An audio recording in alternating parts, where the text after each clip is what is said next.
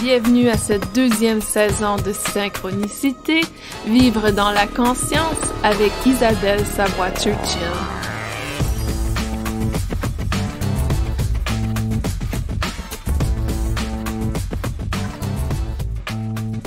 Bienvenue à ce troisième épisode de la deuxième saison de Synchronicité, Vivre l'éveil de la conscience.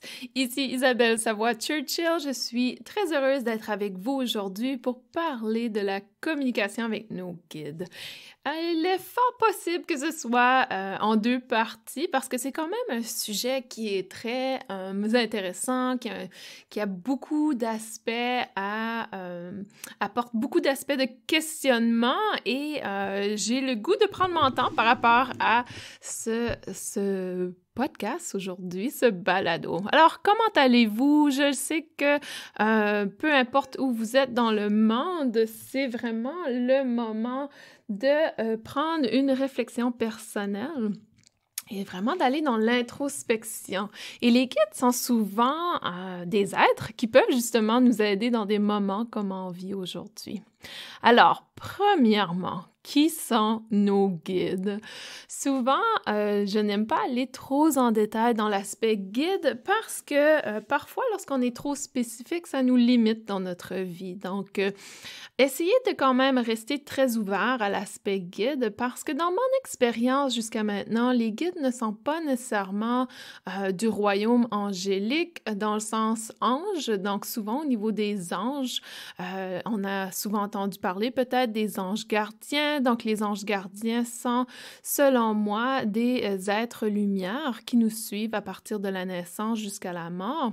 Et ils ne sont pas toujours décédés ou dans la lumière. Ça arrive parfois que notre ange gardien est vivant, que ce soit notre grand-mère ou un oncle, même un parent, frère et sœur, et qu'ils décèdent au cours de notre vie.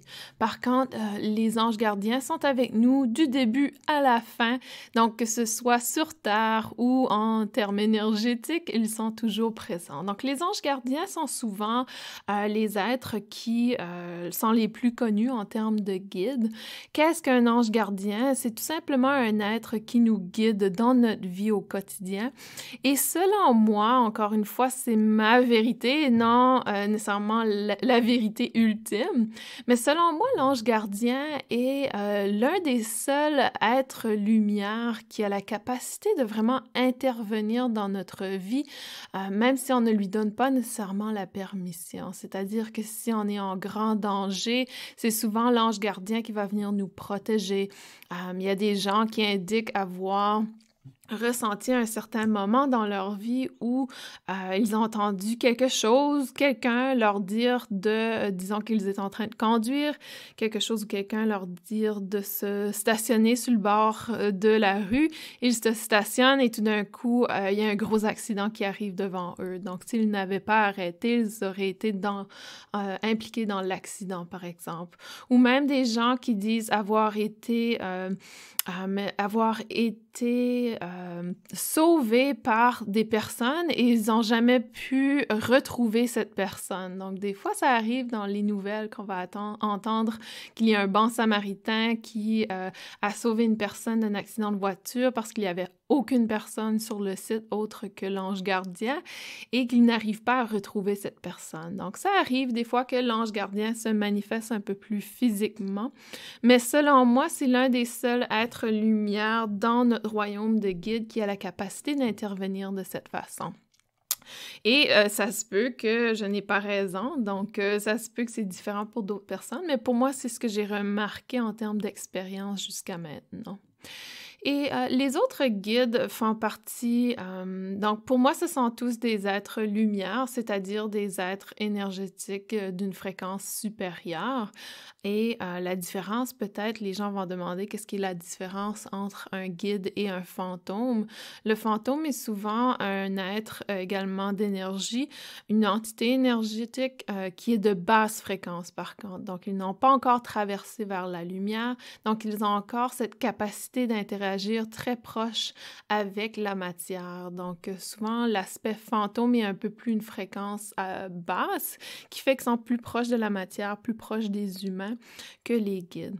Et donc, j'explique toujours l'énergie en vibration et en fréquence. Donc, fréquence, c'est de négatif à positif.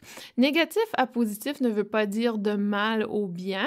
Ça veut plutôt dire négatif, c'est l'aspect un peu plus matière, plus lourd. C'est une énergie plus lourde qui a la capacité d'être matière lorsqu'elle était de très basse fréquence. Et l'énergie qui a une haute fréquence est souvent plus élevée. L'amour, la joie, des couleurs également, la capacité d'avoir des fréquences, même nous, à l'intérieur, nos émotions, nos ressentis.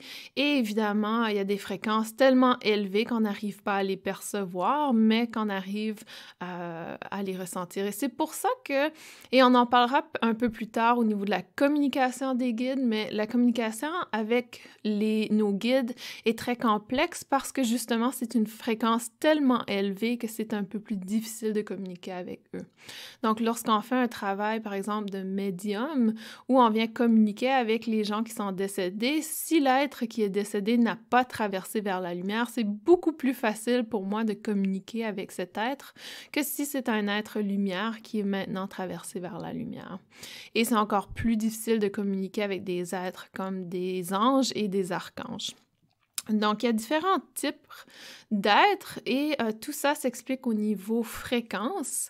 La vibration, c'est tout simplement la force de l'énergie, c'est-à-dire à quel point l'énergie vibre. Donc, il peut avoir une forte vibration d'énergie négative, comme un fantôme qui se manifeste, ou une forte vibration d'une énergie positive, comme parfois certaines personnes vont indiquer ressentir des frissons ou une présence magique.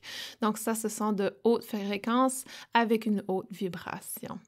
Donc, tout ça s'explique un peu au niveau énergétique et j'aimerais poursuivre par rapport aux guides. Donc, nos guides, nous avons définitivement notre ange gardien. Il y a également des guides un peu moins communs que j'ai souvent connectés avec, qui sont les guides animaux, donc des énergies qui se présentent sous forme animale et qui peut être également appelé animal totem. Donc, l'animal totem est souvent un animal qui est similaire au niveau du rôle qu'un ange gardien. Donc, c'est un animal qui est avec nous pour nous apporter une certaine personnalité, un certain aspect, une certaine qualité. Comme par exemple, dans mon cas, j'ai un loup et un lion et un de chaque côté. Et pour moi, ce sont des êtres qui sont présents, le lion pour le courage et le loup pour pouvoir travailler dans l'ombre aussi bien que dans la lumière. Donc, souvent, on a des guides comme ça qui vont venir vers nous, donc l'animal totem, mais aussi des animaux guides qui n'ont pas besoin d'être l'animal totem, c'est-à-dire que un animal qui est plus souvent avec nous qu'un autre. Donc, ça nous arrive d'avoir des guides qui sont un peu plus inhabituels, si on veut. Il y a également, comme je l'ai indiqué, les gens qui ont décédé. Donc, il y a des gens qui décèdent et qui deviennent nos guides ensuite. Et pas nécessairement un ange gardien, mais une présence qui est avec nous.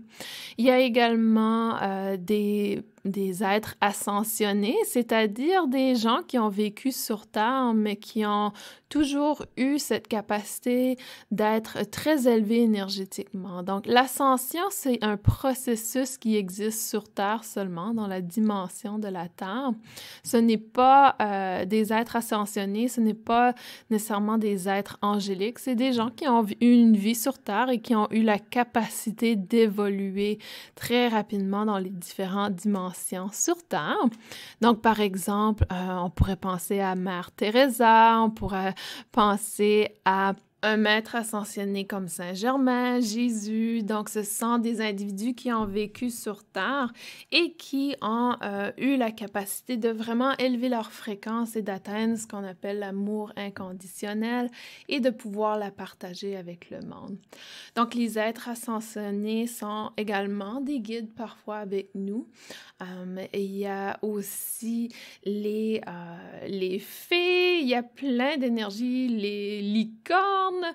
Donc, il y a plein d'énergies qu'on n'est pas nécessairement habitué, mais qui a possibilité d'être un guide.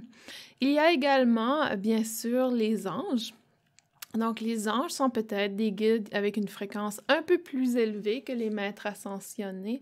Ce sont des énergies qui sont un peu plus loin de leur incarnation sur Terre et peut-être qu'ils n'ont jamais incarné sur Terre. Ce sont des êtres qui souvent ont la capacité de savoir ce qui est le mieux pour nous. Et ça, c'est très difficile à accepter que parfois, on ne sait pas ce qui est le mieux pour nous. Et c'est pour ça que des fois, on va faire une certaine demande à nos guides et on ne reçoit pas ce que l'on demande parce que c'est selon nos guides quelque chose de mieux et pour nous, alors ils ne nous donnent pas nécessairement accès à ce que l'on souhaite immédiatement. Et ça, je vais en parler un peu plus aussi lorsqu'on va parler de la communication avec les guides. Donc, les anges et ensuite, bien sûr, les archanges. Les archanges étant vraiment, pour moi, autre que peut-être l'être divin ultime, les archanges sont vraiment ces énergies grandioses, énormes, de géants énergétiques qui apportent souvent une émotion euphorique lorsqu'on entre en contact avec eux. Les archanges que l'on connaît très bien sont l'archange Michael. Michael qui est souvent représenté de couleur bleue, une belle couleur bleue pétillante, bleu royal souvent représente l'archange Michael qui est dans le fond l'un des plus puissants, si on veut, le plus proche du divin. Mais il est souvent représenté avec une épée. Cette épée est ce qui lui permet de couper les cordes avec notre passé, nos attachements, nos aspects karmiques. Donc, souvent, lorsque l'archange Michael apparaît dans notre vie, c'est parce qu'il y a vraiment quelque chose d'important dont il peut nous aider à nous protéger d'eux ou nous débarrasser d'eux. L'archange Michael est extrêmement énorme et grand dans son être, dans son énergie, et lorsqu'il est présent, c'est très difficile de le manquer au niveau ressenti. Surtout s'il est présent pour une raison particulière immédiate. Et il y a évidemment l'archange Raphaël qui est très connu pour la couleur verte, l'aspect guérissant, la couleur verte émeraude si on veut, que j'associe aussi souvent à Gabriel. Donc, ça dépend de l'énergie que l'on reçoit, mais Raphaël est définitivement pour la guérison, donc l'aspect de guérison de l'être, alors que Gabriel est beaucoup plus la connexion, si on veut, avec la famille, avec les relations, mais peut également guérir cet aspect. Donc, je crois que c'est un peu pourquoi Gabriel est parfois, pour moi, ressenti de couleur verte, orangée également, parfois. Donc, tout cet aspect de familial qui se connecte, émotionnel, harmonie souvent pour Gabriel. Donc, il y a également l'archange Uriel qui est souvent représenté par Uriel et pour moi, Uriel et Ariel sont deux énergies très similaires. Uriel étant l'énergie masculine, Ariel l'énergie féminine. Et encore une fois, ce sont ma vérité, mon ressenti à moi. Ça peut être différent pour vous également. Mais Uriel va venir souvent de couleur verte également, mais un peu plus vert lime, alors que Ariel vient de couleur rose, tous les deux associés au chakra du cœur, au centre énergétique du cœur d'amour. Amour inconditionnel, Uriel, et amour maternel, souvent amour romantique avec Ariel également. Donc, les deux êtres très proches. Et il y a également un archange avec qui je travaille seulement depuis quelques années parce que il m'est apparu que plus tard, et c'est Cyriel. Cyriel a un autre nom et j'ai envie de dire Cidriel, je crois que c'était au niveau archange, mais dans mon cas, sa manifestation est sous Cyriel, qui est selon moi beaucoup plus puissant que Michael, mais très rarement va-t-il montrer sa présence. Donc, si ça vous arrive de connecter avec un guide qui s'appelle Cyriel, c'est définitivement un archange. Ça m'a pris énormément de temps à trouver de l'information à ce sujet parce que très peu de gens parlent de Cyriel dans leurs écrits et j'ai trouvé une seule personne, elle le nommait Cidriel, mais sa préférence avec moi, c'est Cyriel. Donc, il fait partie, dans le fond, les archanges font partie souvent de l'histoire de la religion catholique, mais ce n'est pas nécessairement des énergies liées à la religion, c'est plutôt l'aspect ressenti, si on veut, la qualité de cette énergie. Donc, c'est pour ça, souvent, les gens vont confondre la définition énergétique d'un être, d'un guide, avec la définition religieuse, alors que c'est deux choses très différentes, comme par exemple Jésus en tant que maître ascensionné, c'est tout simplement une énergie d'amour inconditionnel et de simplicité dans l'amour, alors que au niveau religieux, il y a une histoire complète et souvent l'aspect de résurrection, etc. Mais au niveau énergétique, Jésus est plutôt représenté comme l'amour inconditionnel, mais dans la simplicité d'être et de vivre et surtout l'acceptation du moment présent. Donc, de faire attention au niveau de la compréhension, de ne pas confondre la définition religieuse avec le ressenti énergétique de l'être. C'est pour ça que des fois, ça devient un peu difficile et facile de confondre, dans le fond, l'aspect spiritualité et religion parce que parfois, on utilise les mêmes mots, les mêmes noms, les mêmes guides, les mêmes maîtres, donc... ça peut être très facile de confondre.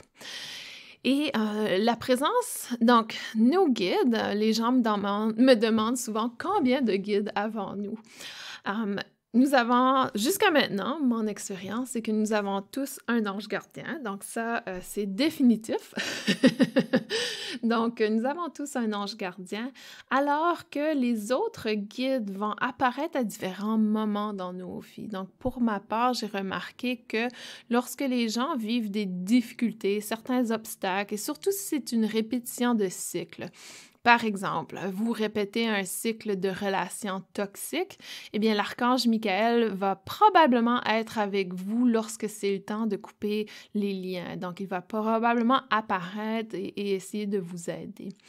Il y a également des guides qui nous suivent pour certaines sphères de notre vie. Donc, si vous devenez maman ou papa aujourd'hui, il y a probablement un ange ou un guide, une entité spirituelle qui va devenir votre guide familial.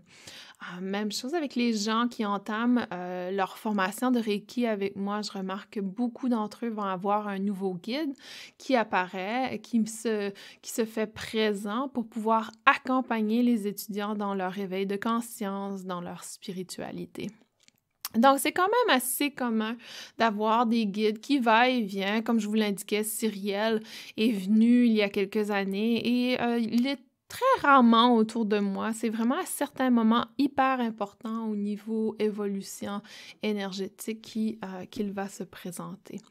Donc, c'est quand même assez intéressant de pouvoir ressentir la présence des guides, de pouvoir avoir des noms, mais en même temps, ce n'est pas important de pouvoir les nommer, les catégoriser, parce que plus on essaie de les catégoriser, plus on va oublier certains guides qui pourraient être très importants à certains moments. Donc, si vous voulez absolument savoir le nom de vos guides et vous communiquez tout seulement avec ces guides, vous allez limiter vos options et vos occasions de travailler avec d'autres guides qui puissent se présenter. Et on n'a pas besoin de savoir leur nom ou qui ils sont pour pouvoir bien travailler avec eux, dans le fond. J'ai bien l'impression qu'on va avoir une deuxième partie parce qu'on est déjà presque à 20 minutes d'enregistrement et je n'ai même pas encore débuté l'aspect de comment comprendre ou communiquer avec nos guides. Mais ça va vous permettre d'avoir 2 balados à écouter ce mois-ci. Donc, ça, c'est l'aspect guide de qui ils sont. Quand bien nous en avons, on peut avoir des armées de guides. Ça m'est arrivé de faire des consultations avec les gens, de faire des lectures intuitives où il y avait une interaction incroyable, une panoplie d'entités spirituelles, de lumière. Donc, ça arrive.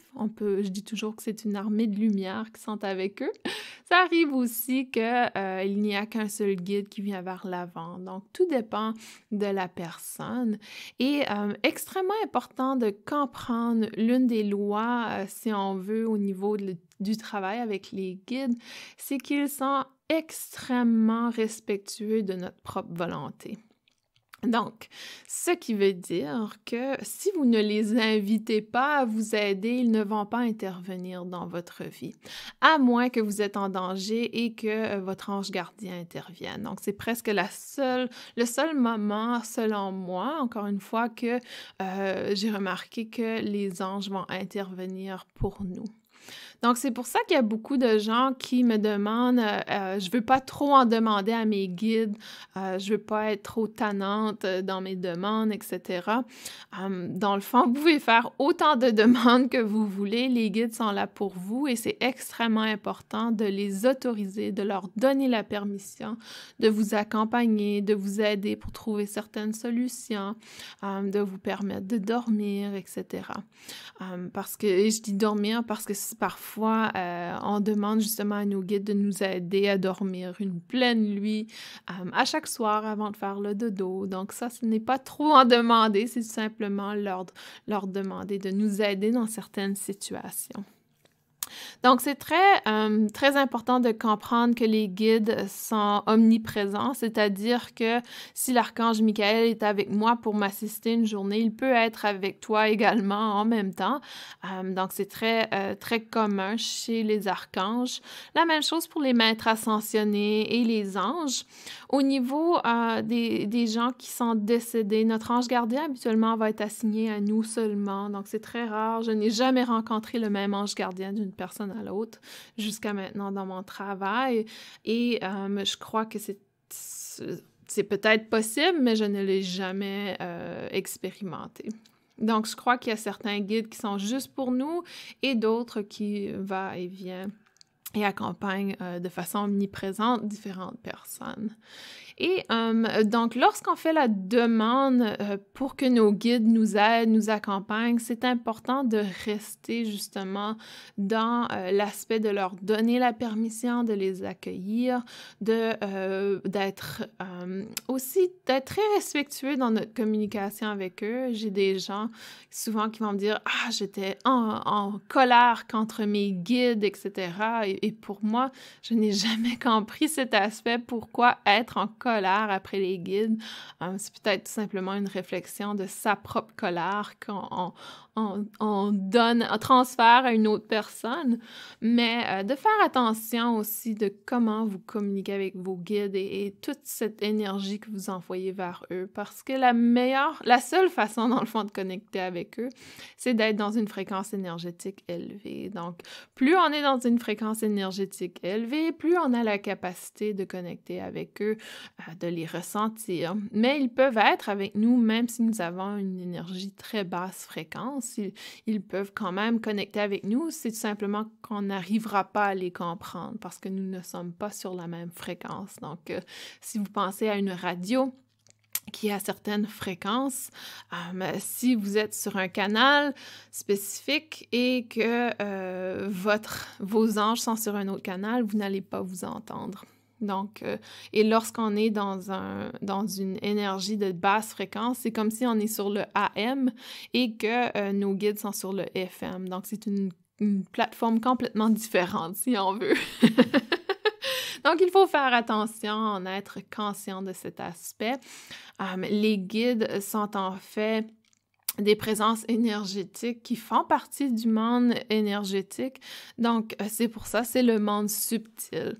Donc, c'est extrêmement important de comprendre qu'il faut aussi se préparer énergétiquement ou se préparer émotionnellement pour pouvoir accéder à leur plateforme, pour pouvoir accéder à leur communication. Donc, je crois que ça explique un peu qui sont nos guides, pourquoi ils sont présents. Ils font partie du monde subtil, ils sont omniprésents. Ils respectent énormément notre volonté.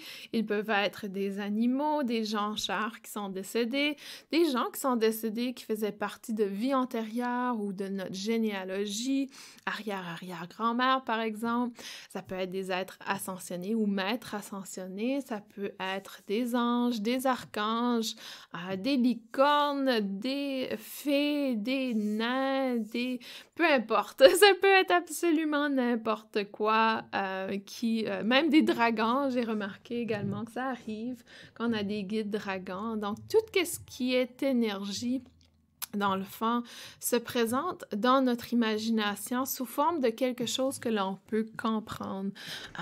Et ça peut également être des peuples galactiques aussi, tandis que j'y pense. Donc, tout ça pour dire que les guides ne sont pas des fantômes, ça fait complètement partie d'un autre royaume.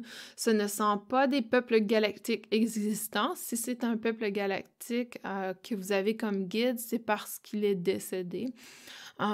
Et qu'il a traversé vers la lumière. Donc, il y a différents types de guides, mais ce sont tous des énergies qui ont traversé vers la lumière. Donc, je crois que ça, c'est important de le noter et de le comprendre. Ce qui fait qu'ils sont de fréquence beaucoup plus élevée qu'une énergie qui n'a pas encore traversé vers la lumière et capacité d'être omniprésent également. Donc, tout ça conclut qui sont nos guides, qu'est-ce qu'ils ressemblent, justement, l'image que l'on va recevoir si vous êtes une personne visuelle va être une image que l'on peut comprendre. Donc, c'est pour ça que ça ne veut pas dire que l'archange Gabriel se présente d'une telle façon pour moi qu'il va se présenter de la même façon pour vous. Peut-être qu'il va essayer de se montrer d'une autre façon pour que vous puissiez comprendre selon votre propre perspective qui est ce guide. Donc, c'est pour ça que c'est important de comprendre que parfois, certains guides vont se présenter différemment, même si on les comprend comme étant les mêmes. Donc, c'est tout simplement une image mentale qui nous est donnée, qui va nous permettre, nous, personnellement, de comprendre qui ils sont, pourquoi ils sont présents. Donc, je termine cette première partie le troisième épisode, dans le fond de la deuxième saison. On va le nommer 3.1 et pour la prochaine partie 3.2 qui va être comment on communique avec les guides. Merci encore pour votre attention, votre présence. Merci aussi aux gens qui ont posé leurs questions. La plupart des questions que vous avez posées étaient en lien justement avec la communication. Je vais en parler dans le prochain épisode. Et entre-temps, si vous avez d'autres questions, n'hésitez pas à venir sur Facebook. Donc, Synchronicité sur Facebook. C'est Synchronicité, l'éveil de la conscience, la page. Et ça me fait toujours plaisir d'avoir vos questions, commentaires et même suggestions de prochains épisodes. Donc, n'hésitez pas à venir vers moi pour vos suggestions et vos questions. Je vous souhaite une belle fin de journée, de semaine, de soirée, peu importe, une belle vie et à la prochaine pour la deuxième partie sur la communication avec nos guides. Je vous embrasse!